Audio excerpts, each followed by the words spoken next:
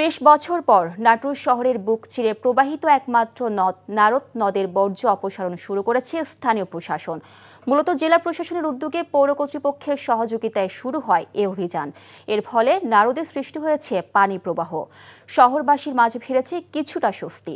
তবে নদের উভয় তীর দখল করে গড়ে ওঠা অবৈধ স্থাপনা উচ্ছেদে একই ধরনের ভূমিকা নেবে প্রশাসন, এ দাবি শহরবাসীর। নাটোর থেকে হালিম খানের পাঠানো রিপোর্ট। এই নারদ নদীর তীরে গড়ে উঠে আজকের নাটোর শহর বড় হয়েছে অনেক গুণ, কিন্তু ছোট হয়েছে নারদ।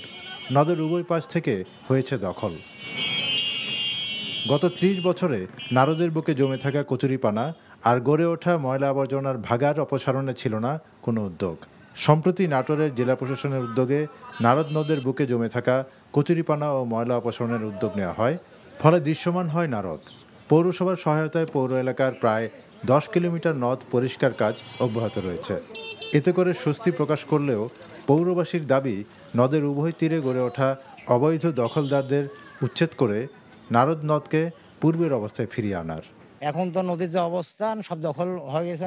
নদীর অবস্থান খুব ভালো না, বোঝাই যায় না যেটা নদী আছে। তো দখল মুক্ত করা হয়, তাহলে আমরা নাটোরের একজন নাগরিক হিসাবে আমরা একটা সুন্দর দৃশ্যমান নারদ দেখতে পাবো। দুই ধার পরিষ্কার করে সুন্দরভাবে যদি এদিক দিয়ে বসার ব্যবস্থা করে দেয়, এই পরিষ্কার পরিচ্ছন্নতা যাতে অব্যাহত থাকে এবং দূষণমুক্ত থাকে, এই ব্যাপারে আসলে উদ্যোগ গ্রহণ করা, নাগরিকদের সচেতন হওয়া প্রয়োজন।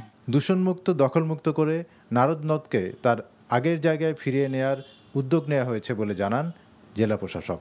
আমরা উদ্যোগ নিয়েছি যে এই নারদ নদকে পরিষ্কার করব এবং দূষণমুক্ত করব। যে প্রকল্প বাস্তবায়ন হবে, নদীর যে কঠিন স্লাসগুলো আছে সেগুলোও আমরা আস্তে আস্তে দূর করতে সক্ষম হব, অবৈধ দখল উচ্ছেদ।